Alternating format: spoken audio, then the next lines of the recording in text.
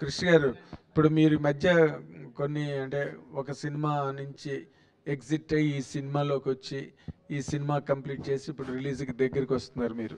But మీ మీద ఆ what you call Harihara Veeramallu తాలూకా hang over audience point of వ్యూలో ఎంతో కొంత ఉంటుంది.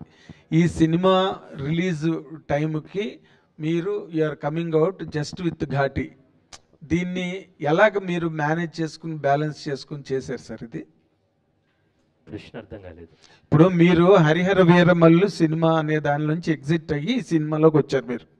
సో మిమ్మల్ని ఎంతసేపు హరిహర వీరమల్లు డైరెక్టర్గానే ఆడియన్స్ పాయింట్ ఆఫ్ వ్యూలో ఉన్నారు, though somebody has else directed it.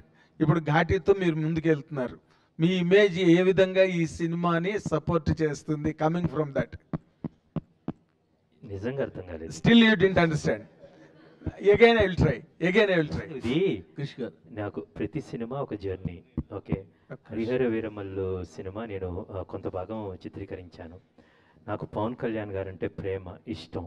ఏం రత్నం గారంటే అమితమైన గౌరవం. చిన్నప్పుడే సూర్య మూవీస్లో ఆయన పోస్టర్ చూసి పనిచేయాలనుకున్నాను. బేసిక్గా ఆయనతో ఇన్స్పైర్ అయిన వాళ్ళం. కొన్ని షెడ్యూలింగ్ కారణాల వల్ల మేము స్టార్ట్ చేసిన తర్వాత కోవిడ్ కావచ్చు, అనేకమైన షెడ్యూలింగ్ కారణాల వల్ల నేను కొంచెం పక్కకు రావాల్సి వచ్చింది. నా ఇష్యూస్, నా పర్సనల్ ఇష్యూస్ వల్ల నేను పక్కకు రావాల్సి వచ్చింది. సో అది ఆ జర్నీ పూర్తయింది, ప్రయాణం. ఓకే, నా పరంగా పూర్తయింది. అండ్ ఆ జర్నీని ఇంకొక దర్శకులు జ్యోతికృష్ణ గారు కంటిన్యూ చేశారు. ఇప్పుడు అయిన తర్వాత నేను ఈ సినిమాలో ఉన్నప్పుడు పూర్తిగా ఘాటీలా ఉన్నానన్నమాట. బేసికల్గా ఎంత ఫోకస్డ్గా ఉన్నానంటే అంత ఫోకస్డ్గా ఉన్నాను. ఓకే, నేను గమ్యం నుంచి ఘాటీ దాకా ప్రతి సినిమాని, ప్రతి రోజుని, you believe it or not, మనం చాలాసార్లు మాట్లాడుకున్నాం, ఆ రోజే నేను అంత చాలా ఫోకస్డ్గా ఉంటాను యాక్చువల్గా. Right now I'm completely excited about ఘాటీ. September 5వ తారీఖు మీరు దాన్ని చూడబోతున్నారు. నేను నిన్న నైట్, ఈరోజు మార్నింగ్ చెన్నై నుంచి వచ్చాను. నిన్న నైట్ తమిళ్ ఫుల్ కాపీ చూసాం అన్నమాట.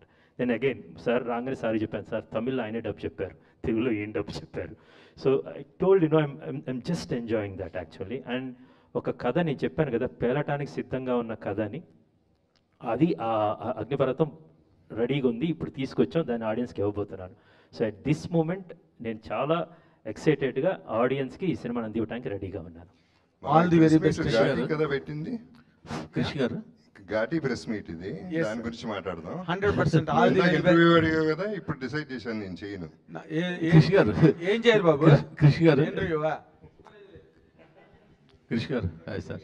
So